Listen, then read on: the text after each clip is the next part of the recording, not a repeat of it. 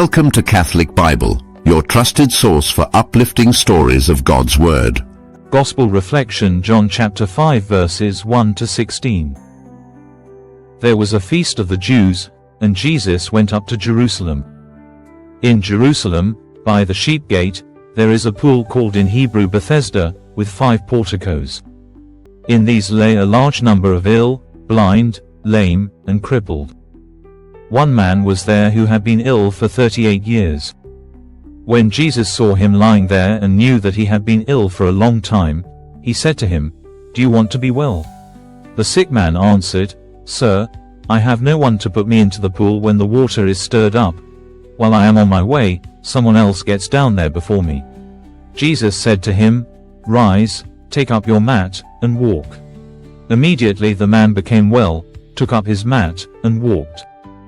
Now that day was a Sabbath. So the Jews said to the man who was cured, "It is the Sabbath, and it is not lawful for you to carry your mat." He answered them, "The man who made me well told me, 'Take up your mat and walk.'" They asked him, "Who is the man who told you, 'Take up and walk'?"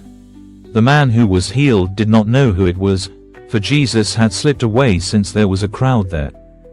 After this, Jesus found him in the temple area and said to him, "Look, you are well. Do not sin anymore, so that nothing worse may happen to you." The man went and told the Jews that Jesus was the one who had made him well. Therefore, the Jews began to persecute Jesus because he did this on a Sabbath. John chapter 5 verses 1 to 16. In this passage, Jesus heals a man who had been ill for 38 years, demonstrating his compassion and authority over infirmities. The man's immediate obedience in carrying his mat, despite it being the Sabbath, highlights the transformative power of Christ's word.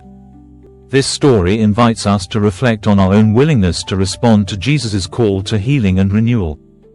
Are we ready to rise from our spiritual ailments and walk in the path he sets before us, even when it challenges societal norms or personal comfort?